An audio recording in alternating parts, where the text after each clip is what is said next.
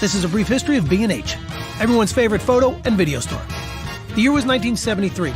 The Mets went to the World Series. The first cell phone call was made. And Bleamy and Herman opened a specialty photography shop at 17 Warren Street, New York City. They had a simple philosophy. Be honest, treat people right, and they will come back. Thanks, Irving. Also, free candy. And it worked. Over the next 20 years, we expanded and moved to West 17th Street, then 34th Street and 9th Avenue, and added more products. Lighting, binoculars, telescopes, audio, video, tripods, computers, printers, mobile, televisions, projectors, drones, and even more free candy. Now it's 3 stories and over 400,000 products and over 1,000 employees. We take millions of orders online and ship to 179 countries and counting. You can talk to us in person, on the phone, B&H, how can I help you? Or online. Check out our checkout baskets. Also check out our checkout numbers.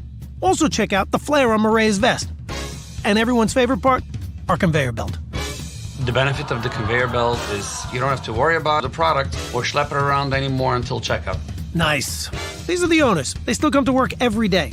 They're around here somewhere. Anyway, this is Jeanette. Oh, sorry, she's busy. This is our warehouse. This is Yakov and Levy fighting over lighting kits. B&H is not a chain. B&H is open every day, except Saturdays, of course. Now you know almost the whole story. We are B&H.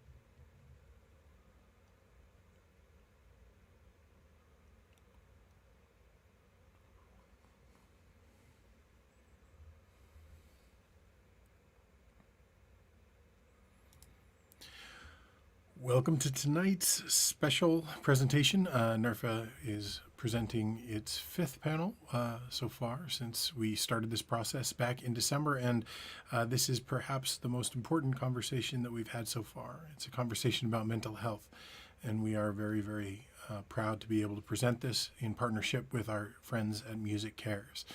I'm Ethan Baird, the Executive Director of NERFA, and I just wanted to let people know about some programs that we have going on, specifically our peer group programs.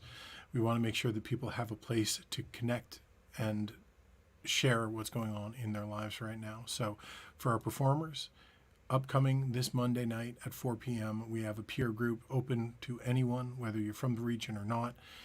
It's an opportunity to sit and talk with your peers about the challenges facing us all during the pandemic and the challenges in general of being a musician.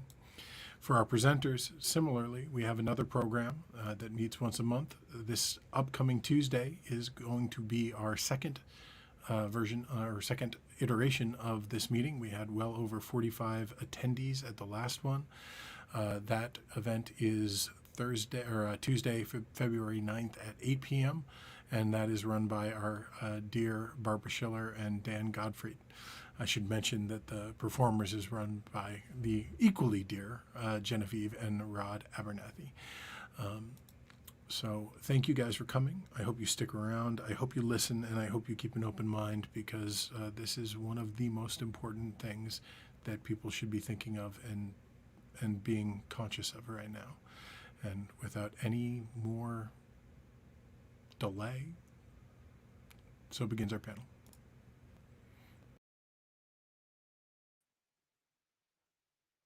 Hi, welcome everyone. This is our Maintaining Mental Health During a Crisis panel.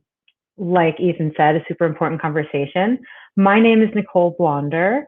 I am a music industry veteran of over 20 years, and I'm co-founder of Equilibrium, which is an organization that brings holistic health and wellness resources, conversation, events, and tools to the music industry.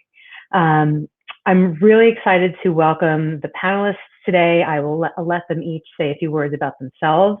We have Dan Gottfried, Heather May, and Jennifer Leff. Let's start with Dan. Good evening. Nice to see everyone here.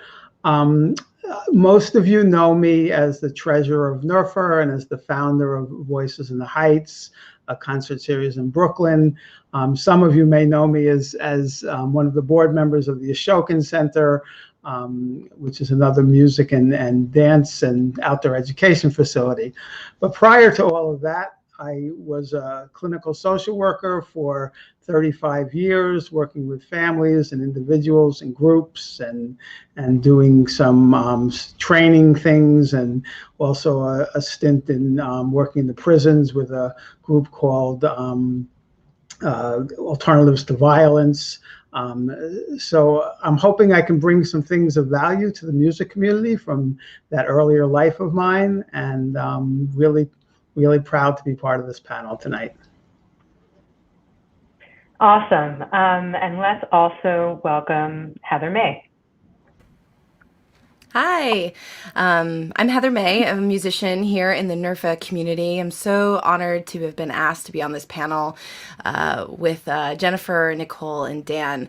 I am a musician, but I am a human with bipolar disorder 2, general anxiety disorder, seasonal affective disorder, just a whole beautiful smorgasbord of mental illness that makes it hard to live. And it is through my own self-work and my own self-research and my regimen that I have been able to not just survive, but thrive with my complexities in my mind. I have an album called Glimmer that is all about my experience dealing with depression and hypomania. And I took that album on the road in 2019. And that's kind of led me on this path of being a mental health advocate, not just for my fans, but also in my community of musicians. So I'm honored to be here. Awesome. And last but not least, Jennifer Leff. Hi, everybody. Good evening. I'm Jennifer Leff. I'm a director at Music Cares. For those of you who do not know Music Cares, we are the charity of the Recording Academy. And in a nutshell, we help the people behind the music. So in times of struggle, we are there to help with basic living needs, addiction and recovery. We do a lot of educational programs. I want to thank NERFA for having me. Really honored to be with Dan and Heather and Nicole. I'm a big fan of NERFA. I used to go to, I can never pronounce it, up in Kirchhonken, and I would call it band camp, just love it. And really excited and passionate about bringing this important topic to light. It's a topic we have to talk about and normalize, and let's start. Awesome. Thanks, Jennifer. And thank you to NERFA for inviting me to host this panel. It is supremely important, and I think there's a lot of shared experience and shared tools that we can learn from each other during this time. So, let's get into it basically. It's a pandemic for almost a year now, which is very real and very significant for all of us, and particularly in the music industry community and for artists. Drop it if you're near the chat box. You can let us know in the chat box if you're an artist, who you are, where you're coming from. Love to know kind of who's in the audience. But it's a crisis for people in the music industry, and I think one of the things that's come out of this is more conversations about mental health than ever, particularly in this industry, because everyone is really feeling that. So it's great that we're talking about it a lot more. And I think one of the first things I wanted to dive into here is sort of like how do we talk about mental health generally to remove the stigma? And you kind of started talking about that, Jennifer, is just, a lot of people are uncomfortable talking about it. They're only okay with certain words. It's becoming less taboo, but still people feel a way about it. And so, Jennifer, do you want to speak to that a little bit to start off? Sure. I think there are a few things we can do to start down the road around destigmatizing mental health. One is the obvious, which is talk about it. Let's open up conversations. I think people who struggle with mental health challenges need to be honest about it. I think we need to show compassion towards people who struggle. I think a big thing that we all need to be aware of is the language we use around mental health. And a great example is we used to say committed suicide, and that no longer is what's used. If you look in the media, if you hear people who are in the industry, the correct term is died by suicide. And it's giving respect to the person. And I think that in turn just gives respect to mental health, mental illness, the struggles that everybody goes through on some level. I think another piece around destigmatizing is not to isolate, because that only further makes one feel alone, and people don't know then what's going on.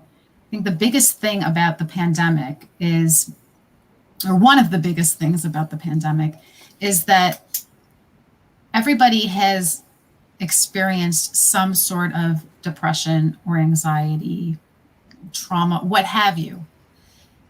And everybody's on an even playing ground. Pre-pandemic, perhaps people didn't realize this, what they were experiencing, and they didn't know the language.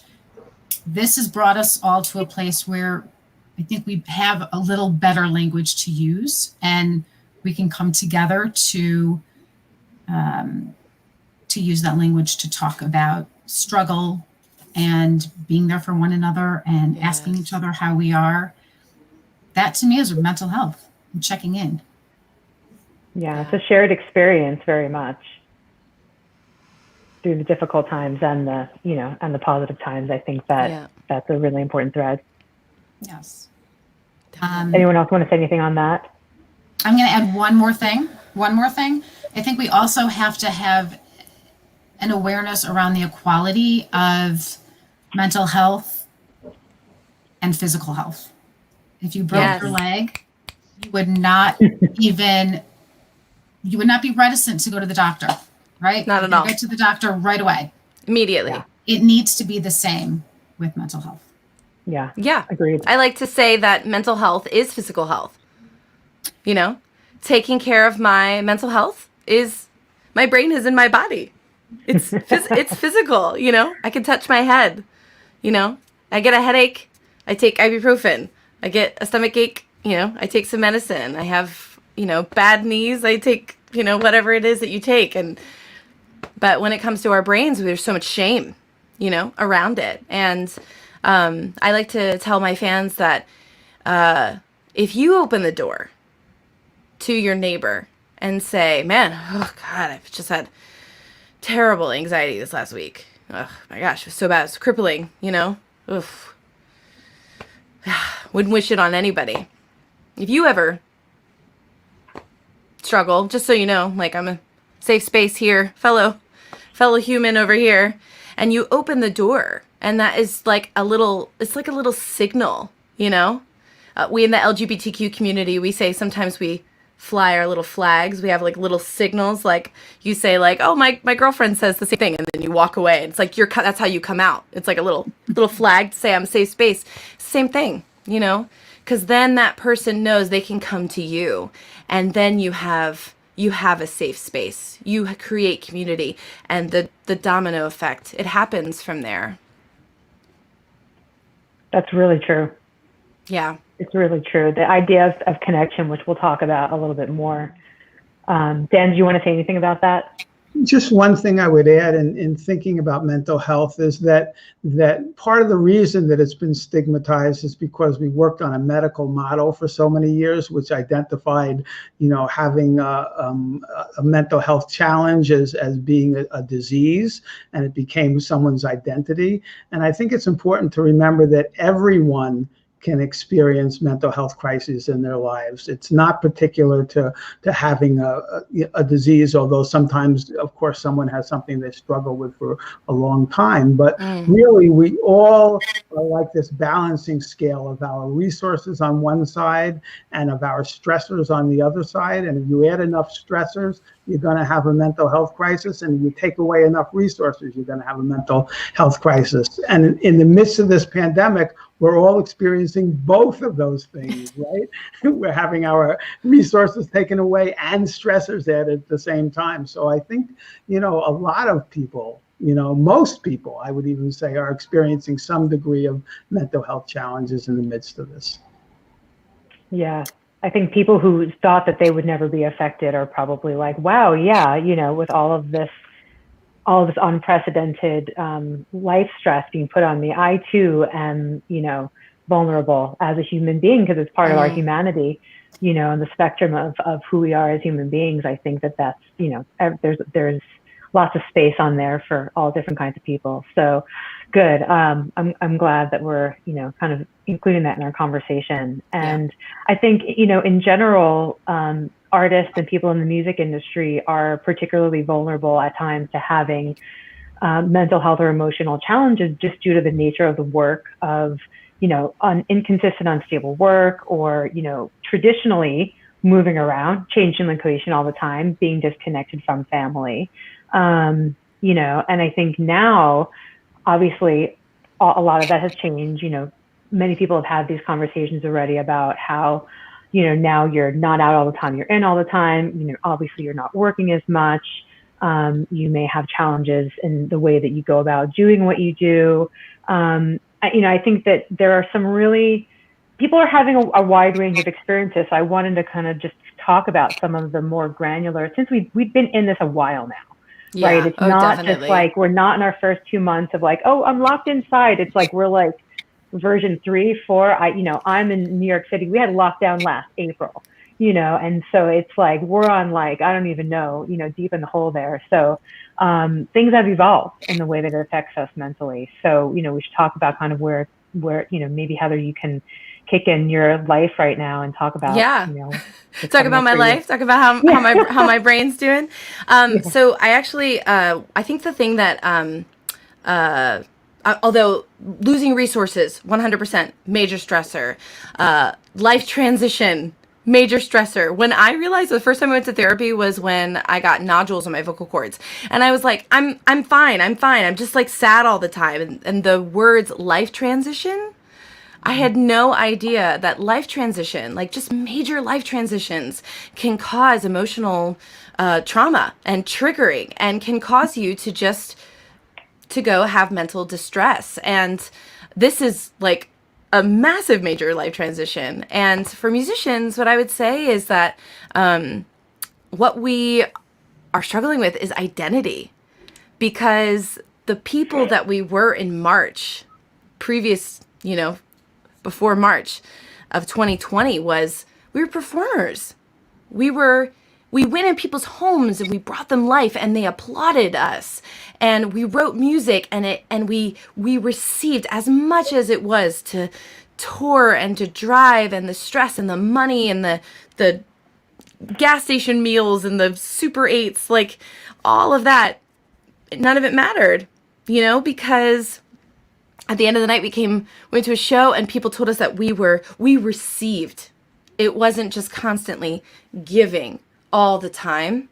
And I think musicians, and I'm speaking from personal experience, is what we have had to find ways to fill up and feel, recognize that we have worth as humans. And that's not easy, because your identity, it's who you are. And we musicians, this is everything. And it's all been stripped away and moved into this totally new direction that we never wanted in the first place. So figuring out who we are in this new world, I think, at least for me and the folks that I've talked to who are in the music community, that's been the biggest struggle, is identity. Yeah, I that's think huge. I'm going to add on the heels of that, what I've been told by clients is their connection also was all wrapped up with the identity of the performer and audience. And they don't have that connection in terms of the audience anymore. And how much they realize they gave, and then how much they also realized how much they received. Oh, yeah. And I think for the people with whom I've spoken, it was a real kind of wake up call because they didn't really put it together until they lacked that connection for such a long time. Yes. So Heather can probably speak to that a bit more. I can just say you put it perfectly. That is exactly it. It's like this is who I was. And now it's like, wait a second. Okay, if all of that's gone, who am I? And then you're trying to figure that out and you're like, okay, I'm okay. I've got my sea legs. Okay, 2 months at home. I'm fine. I'll figure it out. 2 months at home. And then you're like, okay, 6 months at home. Okay, I can figure it out. And then time goes on and it's just, you keep asking this, like, who am I if I'm not that? On top of all those things that brought you so much joy. They're gone. And we've had to find it in other ways. Now, we're resilient people and we will find them, but I'm just going to be totally honest, it's really hard. It has been incredibly hard on the minds of creatives who have had to shift their whole life. Yeah, I wanted to pick up on that for a second, Heather. You know, one of the things I've gotten from talking to people is that there's this immense sadness. You know, it's almost like having to mourn the loss. You know. Oh, yeah. That so much is gone from people's lives, and especially musicians, because of the connections that you have to other people. It's really a time of mourning, you know. And one of the things I like to tell people is, because they think they're having a mental health crisis because they're sad. Maybe you're just sad because this is sad stuff, you know. Yeah. We're all in mourning in some ways, all of us in the music community. Yes. And I think to Dan's point, everybody from the get-go was asking themselves and asking other people, how should we be? What should we be? What should we do? This is an unprecedented time, and there's nothing to do. Mm-hmm. We have to figure this out as we go along. And I think the reality is it's painful, it's stressful, it's traumatic. I was on a webinar recently, and it was great. They talked about the, in World War II, it was keep calm and carry on in the UK. And for COVID, forget keep calm and carry on. It's panic, accept, and carry on. And that's the truth. I mean, we have to be realistic in that it is not all rainbows and unicorns right now. And if you're trying to make it all rainbows and unicorns, that's going to take a lot of energy. Yeah. And I just want to add one thing about identity. You know, musicians come home and their spouses and their parents and their caretakers, that's a whole other identity now that they have come into in longer than the 2 weeks, and they would be home and then they get to leave again. And so I think that's been a big transition as well.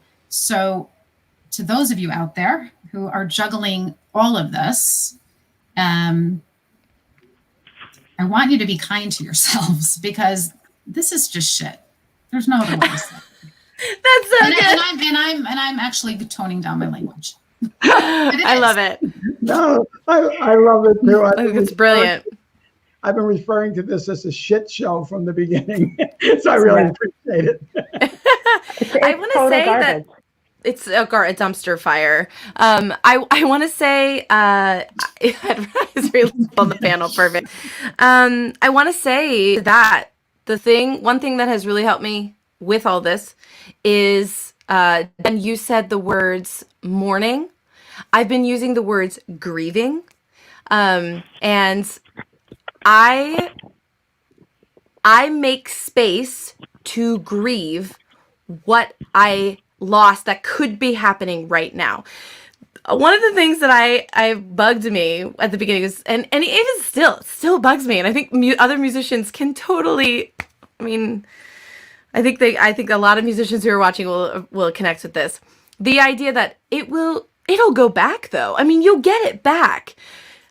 Yes, I know that. 6 years from now, I think we'll be back.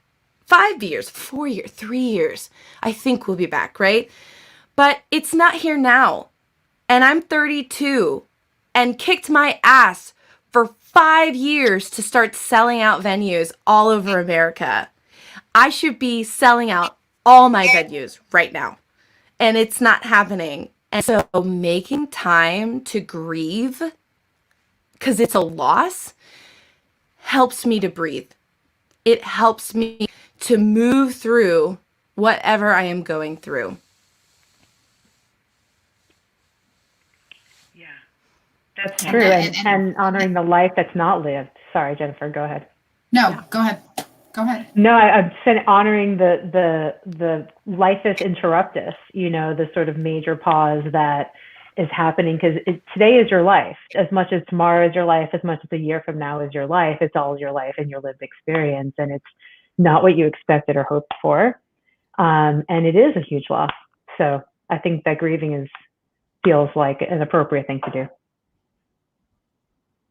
And, that being said, grieving, laughing, crying, whatever you need to do in the moment. I think it's about giving yourself permission to just be however you need to be right now. And I think one thing that's important to remember is if something isn't working, you don't have to continue it. You can try something else. Louder for those in the back. Yes. Good advice. It's true. There's a lot of different things you can try, and we'll get into some of those in a minute. But I wanted to touch on the idea of, how people are feeling who are working or whose friends are working, or the idea of return to work, and, what that brings up for people, because some, I think that's going to be a very mixed bag in terms of where people are in their careers and what they have considered, and then what they've even contemplated for future, because life is so day to day that some people, as much as you're thinking about it, you also know in part that it's going to not be the same when you first begin again. And so thinking about it itself can be, what have you guys experienced or heard about that?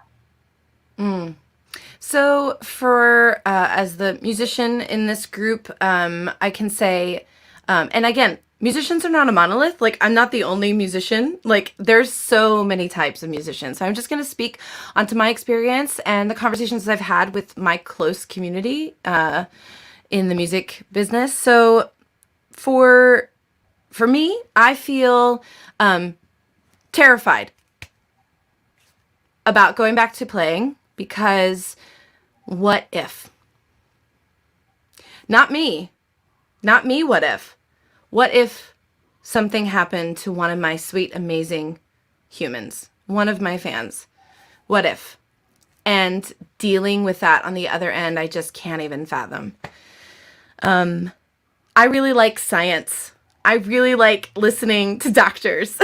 This is not my job, I have just taken upon myself to focus on other things in my business, in my career, until I hear that scientists say, okay, this is okay. We're mostly vaccinated.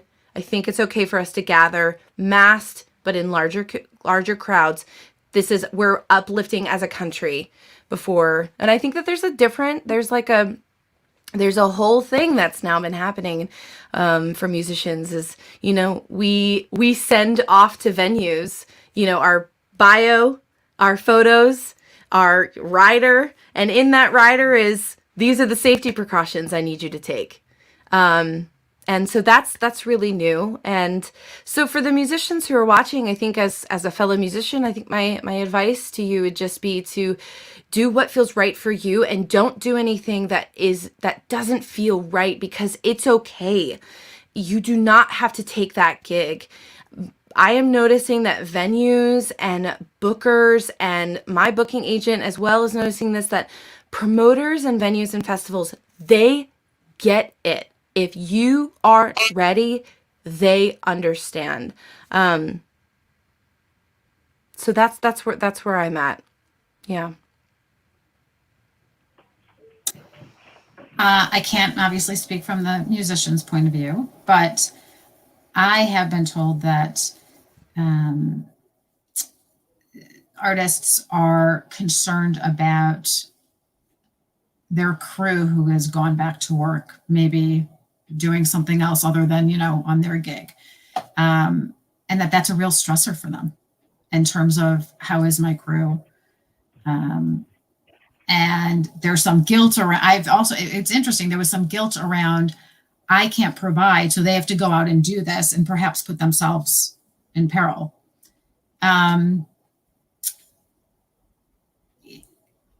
Really, I just think there are these thoughts that people didn't think about before all of this, and there wasn't that chance. There seems to be a lot of guilt, and guilt, we know, it's not helpful. So, I just kind of parrot Heather, do what feels okay to you. And I think you don't have to make these decisions in a vacuum. We're going to get to connection and coping. But again, use the people around you. You're not alone in this. And I think that's one of the main messages we want to get through from this panel, is that nobody's alone. It might feel alone, but I can tell you every single person watching this is as stressed, is as scared, is as just panicked.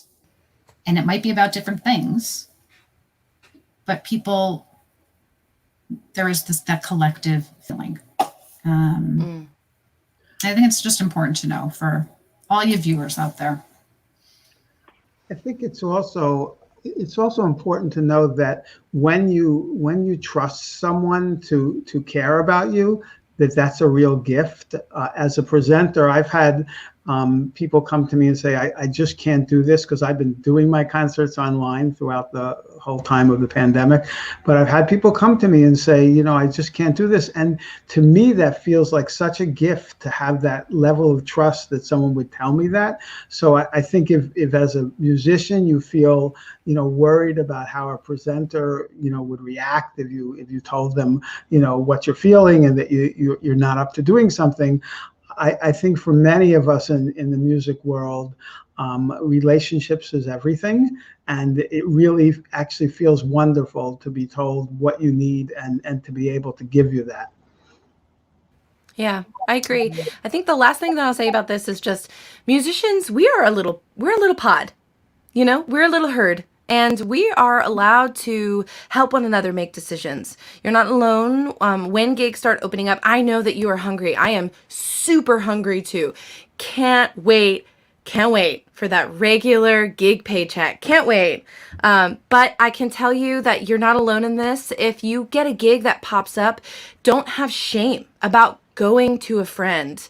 And you're going to hear us say this a lot. Like, if you open the door, somebody else will come to you, because they'll open the door for you. That creating that community feeling, just remember that you're not alone in this. And what we are going through is unprecedented. We've never had to be like, I don't know, should I turn down that $1,500 gig because I might die? I mean, that's terrifying. When have we ever, I'm sure there are musicians out there who are, but I don't think that they're in the folk community if they're concerned about that. So I just want to say, like, you're not alone. And so open up those conversations with your friends and just be like, hey, gigs start coming back. I think we should have like a sounding board for one another. I had a wonderful meeting early in the pandemic. It must have been around March or April last year with everyone I had booked for this coming year. And it was a really wonderful discussion and kind of put me in such a good place for understanding what some of the challenges were going to be. So I think there's real value in what Heather just said of people coming together and talking about this. And I think that those conversations can include musicians and presenters and DJs and all sorts of people from our music community. We're doing some of that in NERFA with the peer groups, but I think, diverse groups coming together is a way to understand what we all need right now. Yes. And you learn from each other. Yeah. You just learn from each other. Yeah, I think the commonality through connection. Oh, what is so that? good, Ethan. That is so good. Oh my gosh. Or something. I was totally Find your people during peer groups. No, that's just Ethan on the back end being awesome. That's awesome. Sorry, I was like, oh my God. Yeah, I think that the idea of connection and understanding that, the common experience and the idea of just naming what you're feeling and what you're going through, because no one, I think one of you said this, I can't remember exactly who, like no one has been through this before. We're all just figuring it out as we go along. It's new. And we're trying to figure out what works and, how we can get through it. And we need each other. I mean, human beings are a social species, and rely on each other to survive. And I think that musicians especially. Yeah. Musicians especially. We thrive, and we're like Mario, We get that. I'm terrible with video games. Ethan's probably like, what are you doing, woman, on the back end right now? But Mario, it grows, right?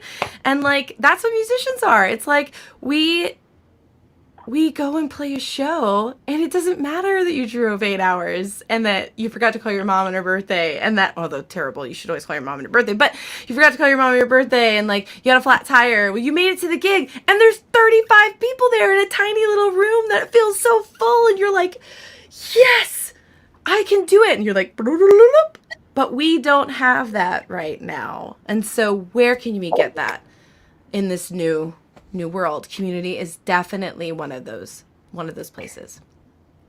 Yeah, that's super true. And I think, as we get into talking more about coping strategies, that's a big one. So I'm glad we're kind of starting with that. I mean, certainly if you feel like you are not managing your mental health well, you need new tools.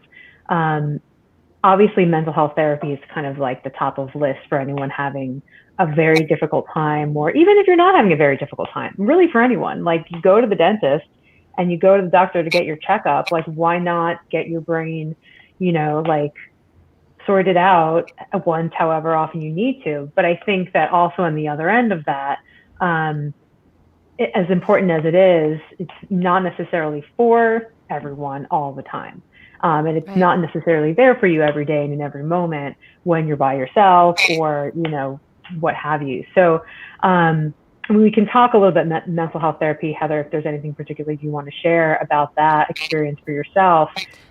We do have a resource sheet with some information about some resources, including some places to access mental health therapy. I know Music Cares also helps with, for some artists. So maybe Jennifer, you can kind of mention that briefly so people know what's available from you guys.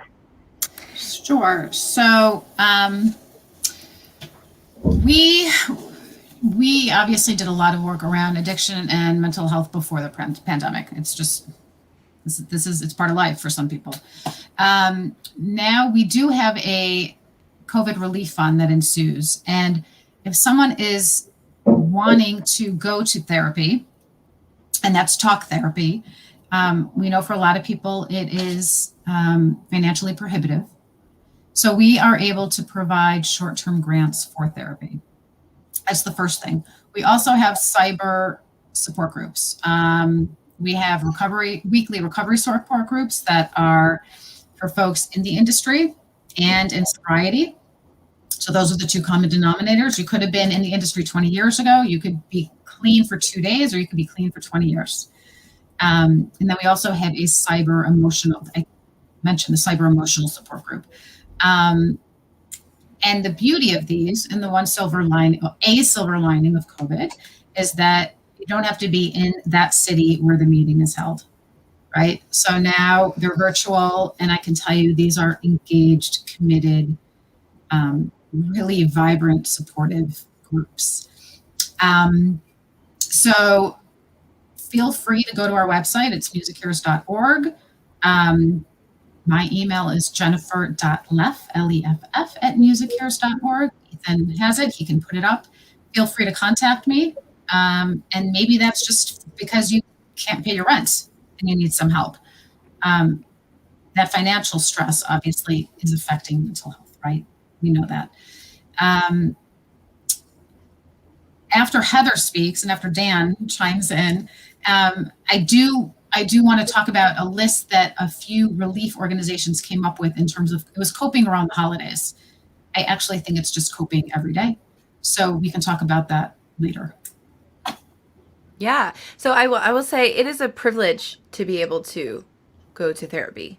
It's not something that everybody can do. As Jennifer said, it's hard to find the funds to do it. Not just that, but if you are, just because I'm queer. So if you're LGBTQ and you really want somebody who's, gender or, LGBTQ affirming, and you live in a home that they don't even say your name, it is incredibly hard. It's incredibly hard. It's a hard process.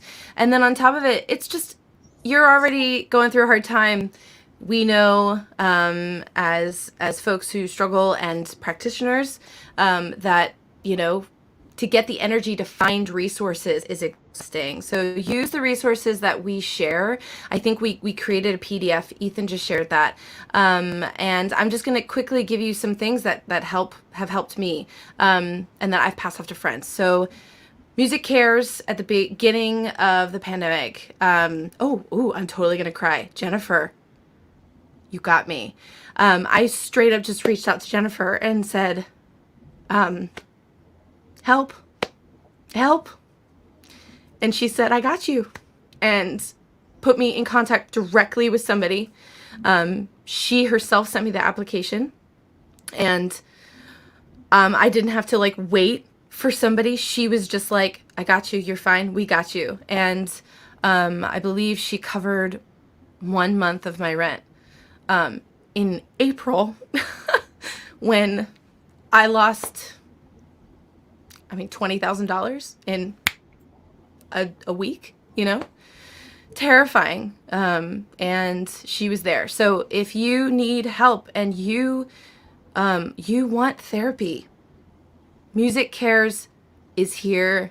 They are real humans. Jennifer is a real person and is so kind and so understanding. And there's no shame. There is zero shame. It's just like calling up Venue and being like, hey, by the way, I would really love to I'm just curious if you've got any spots to play in October. You just email Jennifer, hey, I'm just curious if there's any availability, or if you can give me some help for therapy coming up. Our society has shamed and put so much stigma around this, but there isn't any shame, and there shouldn't be, and you're safe here. So that, but if you're not into the virtual talking to somebody and looking at the camera and looking down and looking up, if that's not your thing, there are apps, and I've used them, and they're text-based, and I think we've got that in the PDF, but I'll just say the one that I used was Talkspace, and it was really great.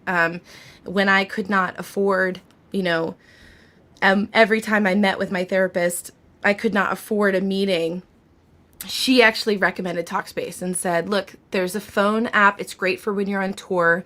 I know your expenses are high when you're on tour, so use this. It's you pay a bulk fee, and the cost of every session that you have with your therapist, because it's just texting, it ends up being less than $10 a session. Sometimes I would have it come down to $3 a session. So there's that as well, if you're somebody who really prefers texting for therapy. That's awesome. And Anything else you guys want to say about actual therapy? I think we knocked it out of the park. Jennifer, Yeah, cool. You crushed it. Yes, you did. So I think, like I was kind of saying before, there's, therapy is great and super helpful and super valuable, but in the day to day, in the moment to moment, I think, I myself certainly experience like you're having, a hard time in any one moment, and what are some other things that you can access or do for yourself and ways that you can help yourself. And I think for me, I'll kind of mention a few, and this is stuff that we talk about a lot with events that we do with Equilibrium and, other sort of content that we put out is things like meditation and breath work, where there's a lot of free apps available of meditations you can follow, different styles of meditation if it's something that, you've tried but you didn't kind of get into, and it's something that can really help with anxiety. And breath work, which, can stem from just taking a couple of deep breaths in the moment or following specific breath practices. There are different apps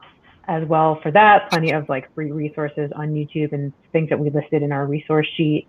One of my personal favorites is EFT, or tapping, emotional freedom technique, which I listed in our handout, which is tremendously valuable as far as like dealing with an acute issue, whether it's fear or anxiety or a difficult conversation or what have you. So I encourage people to look into that if you're looking for like a very quick tool, and it just kind of involves tapping on different parts of your face while repeating different phrases that kind of help bring your parasympathetic nervous system into balance, and really can bring down, when you're having like an acute moment of like, what the hell am I going to do next or now or tomorrow? Really? Wow. So, look at Ethan's comment. I'm sorry. Wow, Ethan, that's amazing. awesome. He said one of the pioneers Very of EFT cool. is my Margaret God, that's Baird, crazy. my mom. That is amazing. That's amazing. As somebody who has, anxiety and struggles with it on the regular, and it's a physical manifestation of anxiety, it's not often cognitive thought. I can tell you that EFT is awesome. I love it. And if you're somebody who has a partner or someone who's close in your pod, if you can encourage them or ask them to help you in it, it's great. I love it so much. So, Yay, Ethan's mom. Yay, that's Ethan's awesome. Mom. I think I'm in the right place. I think that's like a very...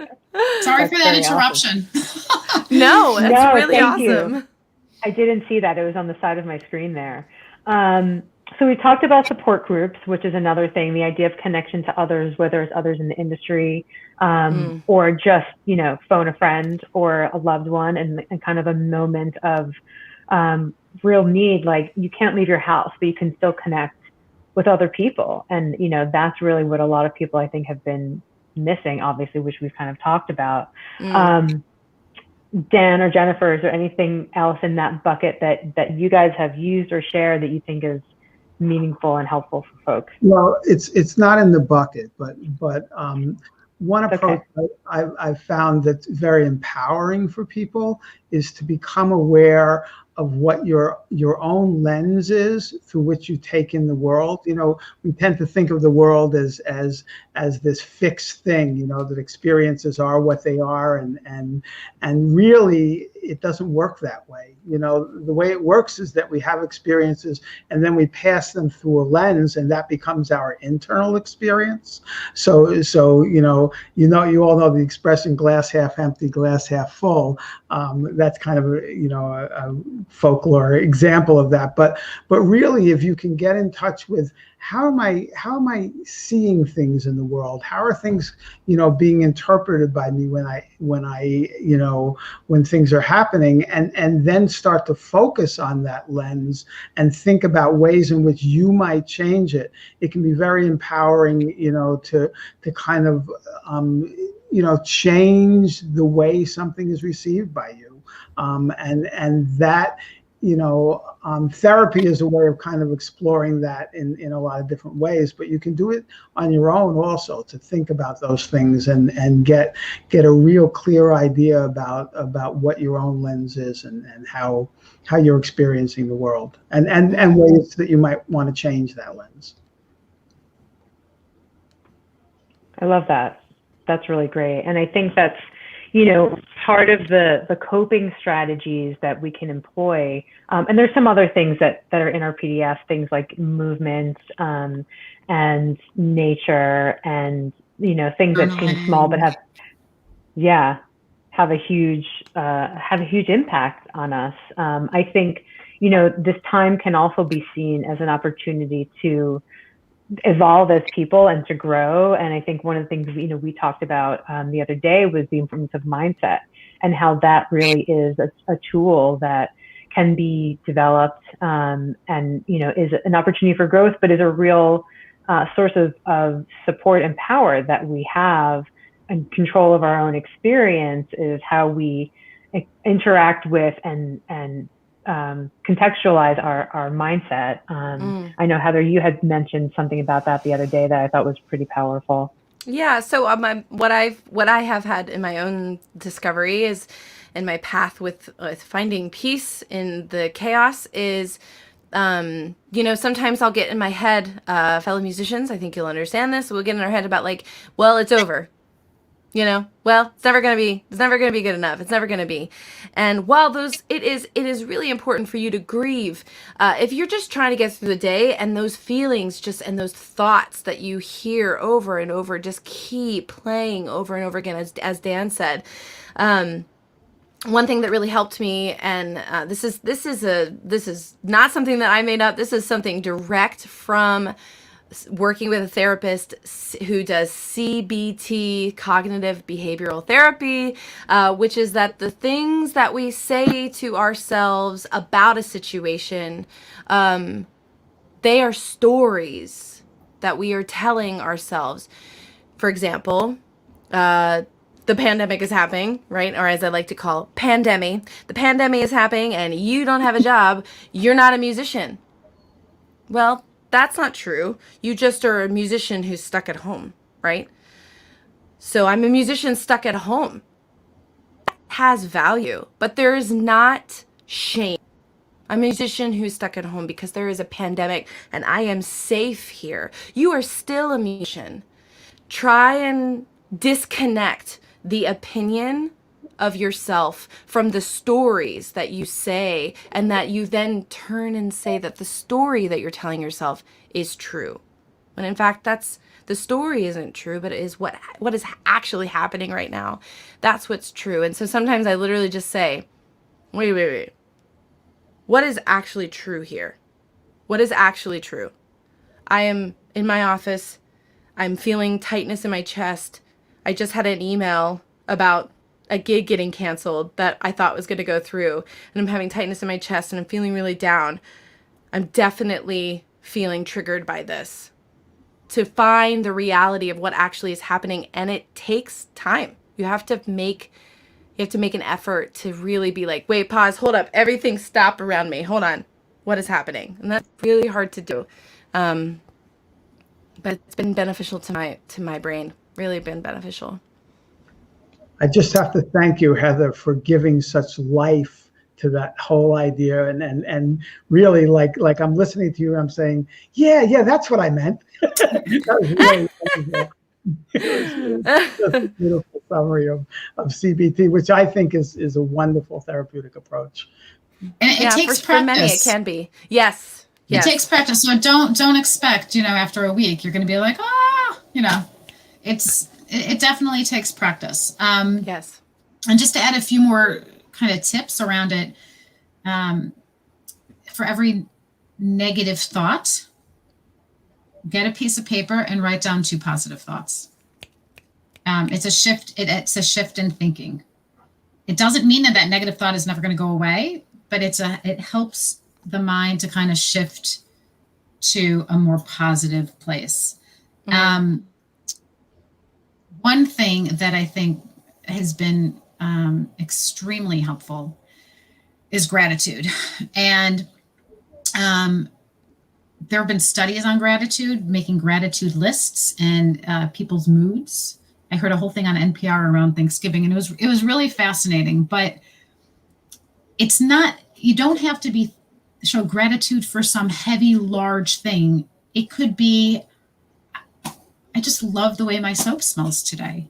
Yes. Because if you wake up and you're feeling crappy and you're like, this really smells good, again, it's a shift. And I really, I encourage everybody to start, if you're not already, start doing a gratitude list.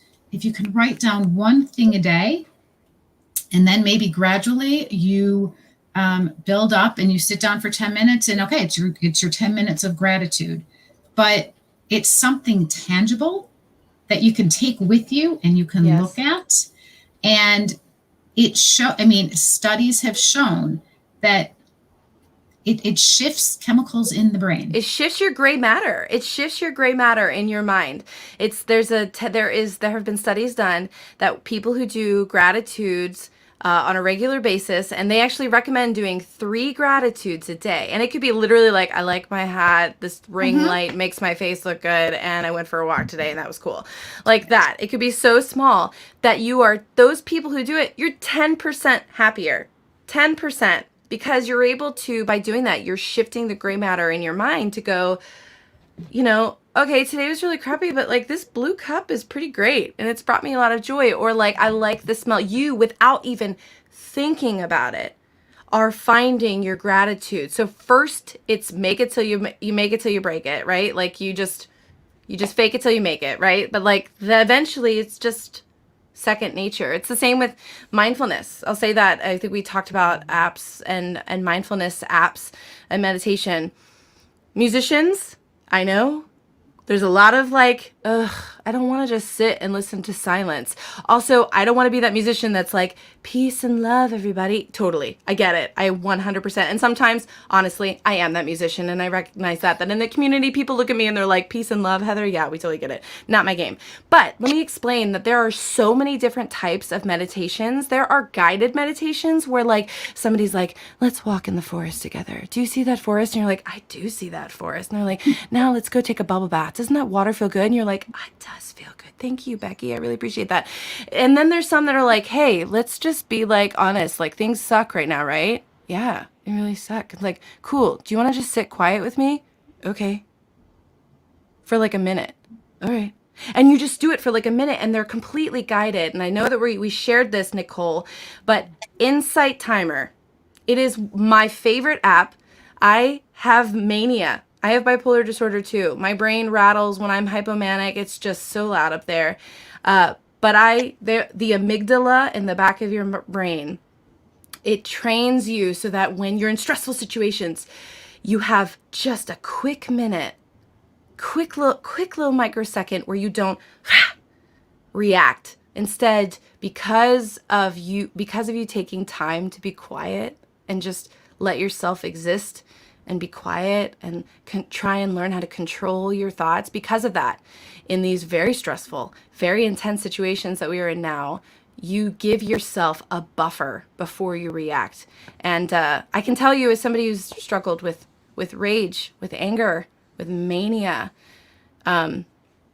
support groups, mindfulness, Insight Timer, journaling, gratitude list. I do these things daily so that I can survive. It takes 90 seconds to reset your brain. So if you just take 90 seconds, that's it.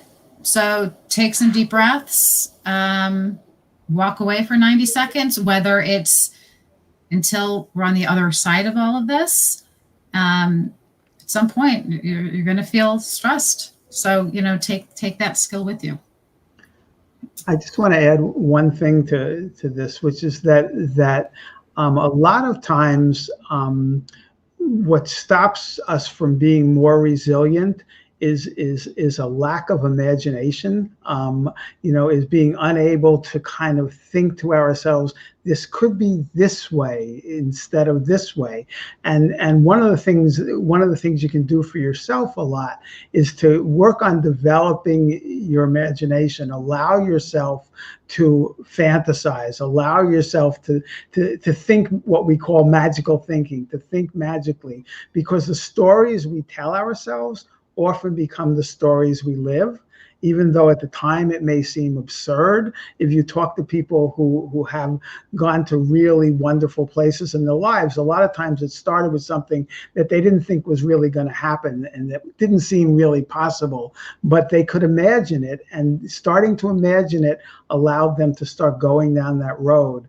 So, I'm a big fan of what sometimes is referred to as magical thinking and imagination.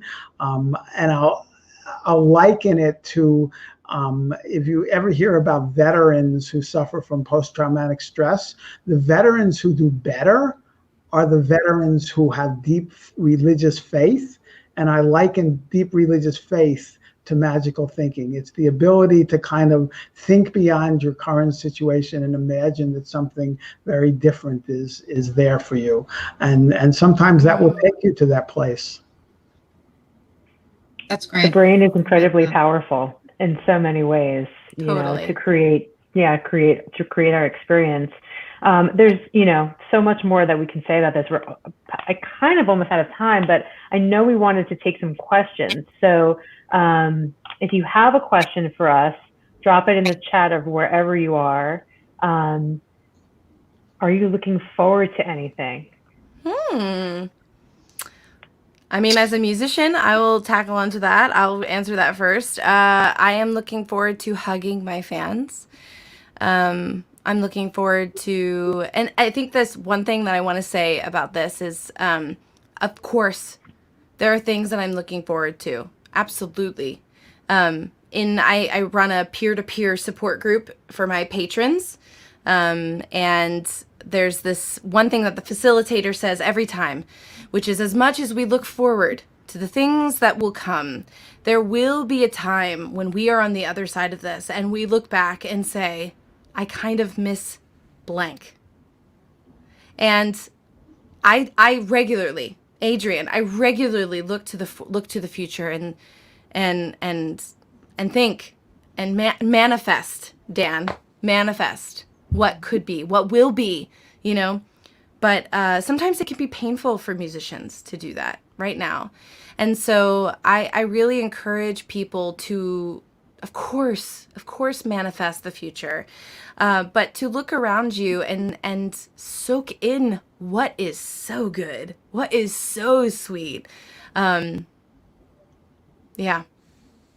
I'll pass it on to someone else there. That's a great question, number one. Mine is just something really simple and kind of immediate, which is I want to go walk in the snow tomorrow. I am looking forward to just walking in the snow. Again, it's nothing huge, but it keeps me going, and it's something to look forward to. I also want to add, there are a lot of people who are like, this is bullshit, we're stressed, like you can't go to that positive place. And that's okay, cool. For those people, I want you to go write down one of your stressors, two of your stressors, and then right after, I want you to write down one of your successes. And it could be the smallest success, because you can identify something small. If it's getting out of bed, if it's, making a great cup of coffee, that's a small success that you didn't have before. So it's going to go hand in hand with the stress. So I just want to remind people, it's also a great exercise to do, especially now. Mm-hmm. I'm looking forward to having dinner with the musicians performing at Voices in the Heights before their performance. It's so funny, and throughout all this time, for some reason, that's the thing I miss the most, is just the green room. Yeah, sitting with people, and like the getting ready, and it's just a beautiful part of being a presenter and having musicians come and perform, and I think about that a lot. I actually woke up last night and was thinking about it when I woke up, just how much I miss it. Yes, I love that. Genevieve, that is so good. I love that quote. You have survived 100% of all the worst days in your life. I love that. I say that to myself all the time. Oh, so good. That is really good. Yeah. Do we have any other questions, Ethan, on your end that you can see? Or does anyone else want to drop one in the chat for us? I think while we're waiting, I want to just say to the musicians who are, the one thing we said is creativity, is one really great tip that has really helped me, not as of right now, no worries, Ethan. So one thing that I really helped me is doing finding time for playtime, right?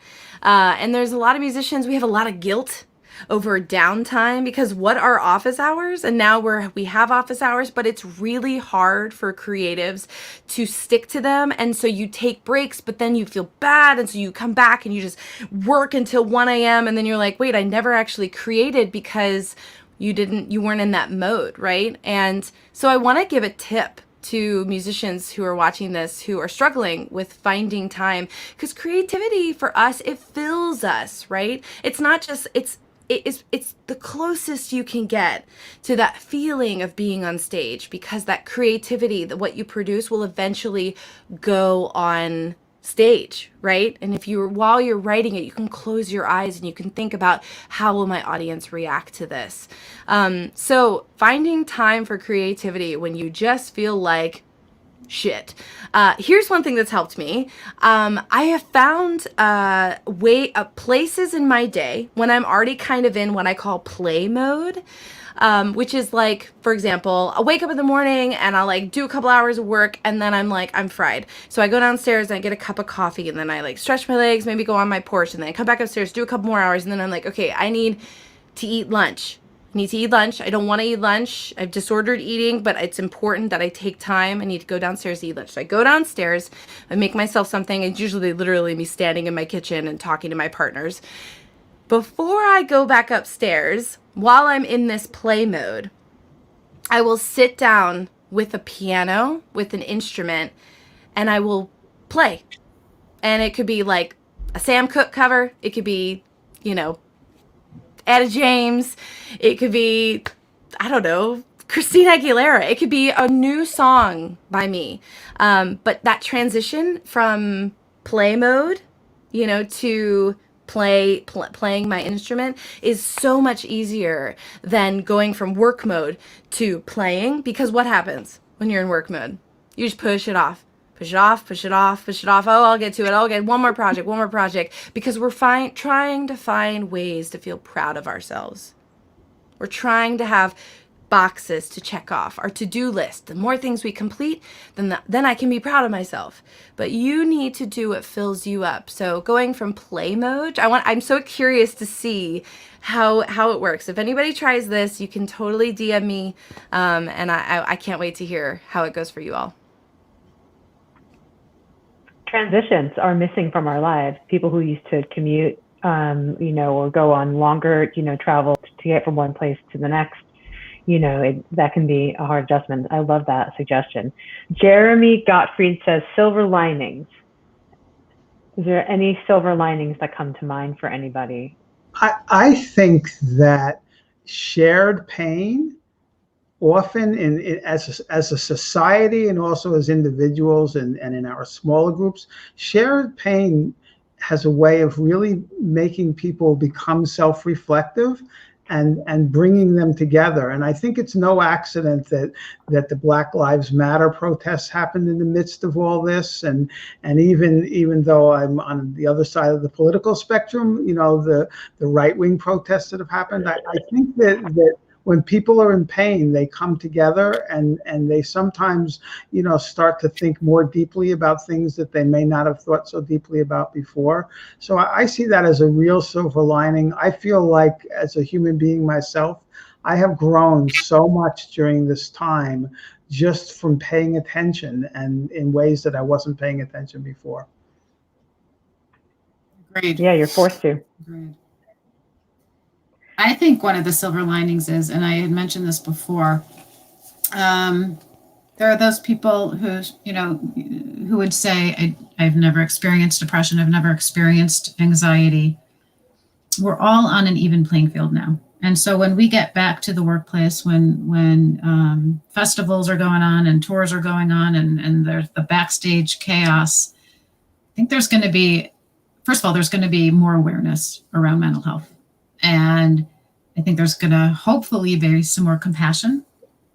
You know, in the last 10 years, not 10 years, the last 4 or 5 years, there's certainly been an uptick in the music community with awareness around mental health and labels talking about it more and managers talking about it more, managers wanting to have some sort of intervention with their artists. It's been normalized, right? And kind of destigmatized that the music world can talk about this. So the silver lining is hopefully that's only going to increase when we get back. And that people are going to check in with others more often and say, hey, how are you doing? Because that's the question that really needs to be asked, which is, you know, you seem a little off. Are you okay? People have to ask each other that and wait for the answer. Because that, again, as Heather was saying, that's going to open the door to that other person saying, I'm feeling really crappy, I'm struggling. And the more people do that, well, we're on the road to, you know, getting mental health just to be somewhat of a common conversation. Yeah, music cares existed before the pandemic. Like, let us just have a moment to just say musicians have been harming themselves and isolating themselves, harming themselves, isolating themselves, and dying by suicide for forever. But right now, because of this pandemic, we are coming together in ways I've never seen. I'm someone who I like to say I got a broken brain. Like it's a proud thing.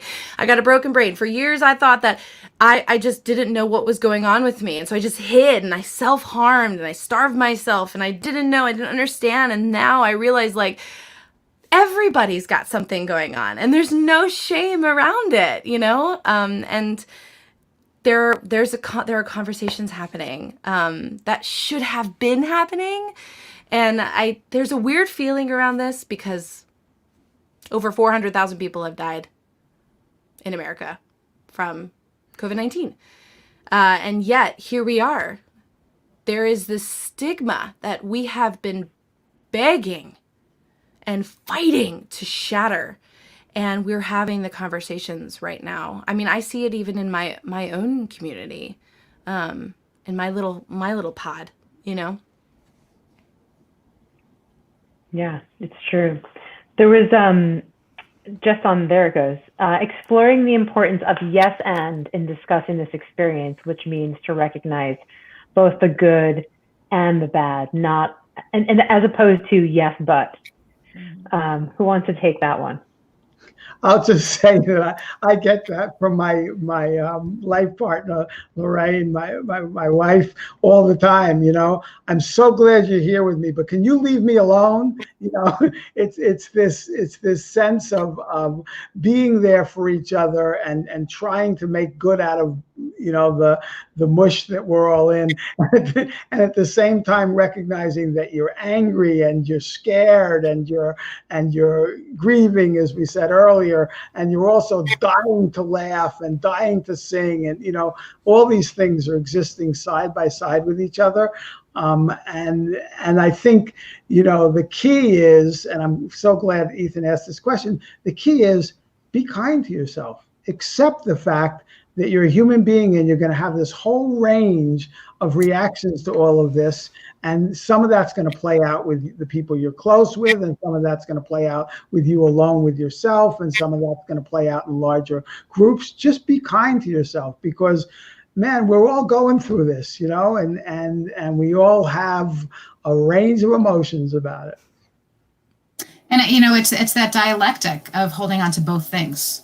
It doesn't have to be, like you said, like it doesn't have to be either or anymore. You can, I mean, on a daily basis, I want to run into the woods. I'm near the woods and like just scream because my kids are in bed doing their homeschool, doing the remote learning. After how many times, like, could you sit at your desk, right? And it drives me every single day. So the bad is I just want to I want to just leave because I've had it. And then I hold on to, they're really struggling. They're really struggling. And I have to remember that too. So it takes a lot of energy for that dialectic to hold both. And similar to cognitive work, I mean, that's cognitive work right there. It takes practice. But if you're able to say that I think the best thing is you can love the person and just not like what their behavior is right now. And that's the easiest way to describe it. And that's okay. And to okay yourself and to okay the feelings. And the self. Like the other thing is like that was and I wonder if Ethan was inspired by this, because I recently posted on everywhere, in my newsletter, in my Facebook, in my Instagram, that I am somebody who, I mean, I'm just totally honest with you. I have not showered in a week. I'm wearing this hat because yesterday I couldn't get out of bed. I am somebody who actively struggles with mental illness. Yes, I struggle. Yes, I've got all these tools. Yes, I know to meditate. Yes, I know to create. Yes, I know how to do playtime. Yes, I can have my therapist in my text messages. Like, yes, I have partners who love me. Yes, yes. And this fucking blows in my brain. Yes, I know all the things I can do. And yes, I am also somebody who struggles. And to that, I will say the thing that brought me peace is let myself let myself grow through what I am going through. I do not speed up the pace of the pain. I don't quicken to getting to the other side of healing by judging myself right now. Mother, can't you get out of bed? God, why can't you finish the song? It's just an email. Why are you just standing there? What's wrong with you? Why are you this way? Why? Those thoughts will not speed up the process. They actually halt them. So yes, I know what to do and I know how to take care of myself. I know things I can do, but I am also that person who is struggling, and to let myself just be. I just want to say that there's anyone out there who needs resources. I am actively in this. I share everything, all the things I do. I make resources on my Instagram. I share them. I put videos up of what it's like to do support group. I am a human who shares what it's like to go through, because it is a part of my legacy to make it easier for people to approach these people. And so I'm here. And if you're struggling, like, come on over to my spaces. I will hold your hand, and these people will give you tools. And I will just tell you that you're not alone. Yeah. Oh, thank you. Yeah. That's beautiful. That was beautiful. Thank you. I just want to add, because this is some really concrete things that one can do. Like I said, a few relief organizations, we got together started around Thanksgiving through Christmas holidays. Kind of what were some, like, it was like the top 10 of what can you do to get through this time, which, if there wasn't a pandemic going on, holidays still are stressful. So it was only exacerbated. So we came up with this. So I just want to share it. And again, I think it's for any day, not just a holiday. Make a plan. So if it's, I'm going to, make my own coffee today, that's a plan. You're going to make the plan for the day. That's great. Stay connected, which we've been saying over and over. And I will circle back to somebody here said, find your people. Find your people. If you know that you're going through a hard time and you want somebody to reach out and just say, hey, haven't heard from you in a couple days, just checking in. Tell somebody. So good. So good, Ethan. Okay? Thank you. Try something new. People have been baking, right? Like, when was it you couldn't find flour or yeast? It was crazy.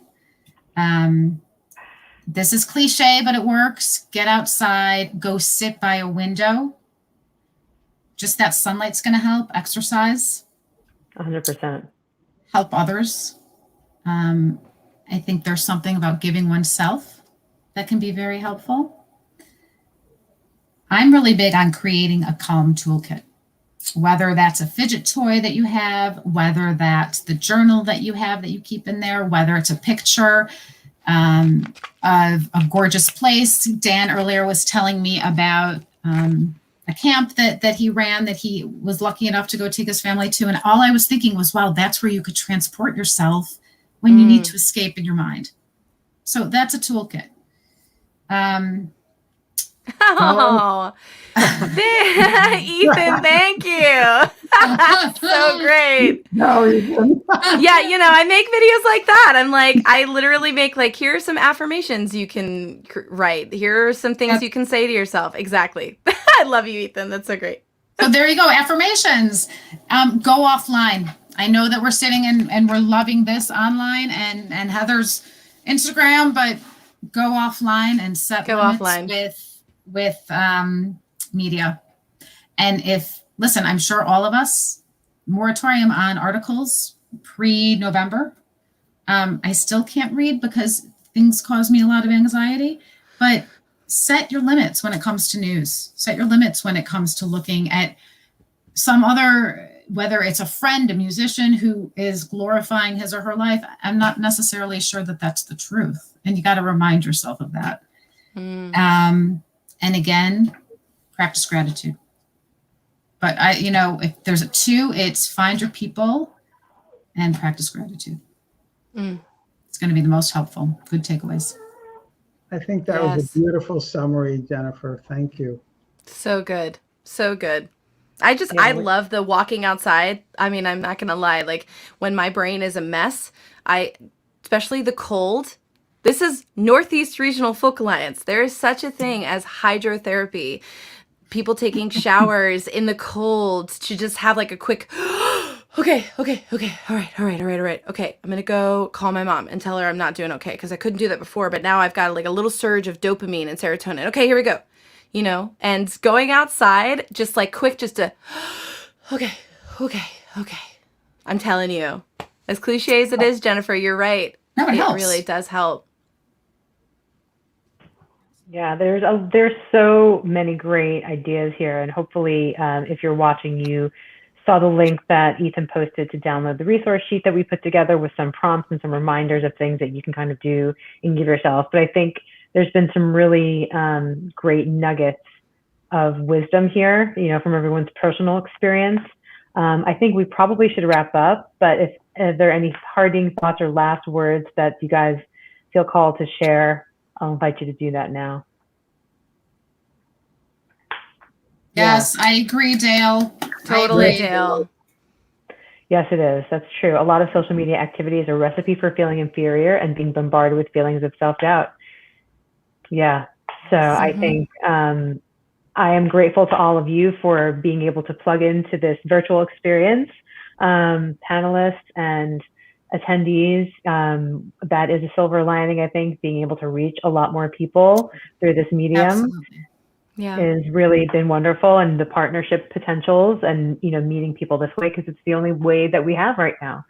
So enjoy your time online, enjoy your time offline, make sure you get some time offline, away from a screen of any variety, big, small, or tiny. And thank you to NERFA for hosting this conversation. Yes, thank you, NERFA. Thank you to Nicole and Jennifer and Dan. It's so amazing to have, I'm a musician. I'm not a therapist. I'm not a practitioner. And to have practitioners that care about us as musicians it means everything. Musicians could just talk and talk about it, but it's great to have people who care about us. So thank you so much for the work that you do, and thank you, Ethan, for making Yes, this Ethan. happen. Thank you, Thank Ethan. you to everybody behind the scenes at NERFA. Incredible work with all that you're doing that I've learned about over the past few weeks. Yeah. So thank you. Yes, thanks to everybody. And with that, we'll wish you good evening, and we'll see you around. Good night. Good night, everyone. Bye, everybody.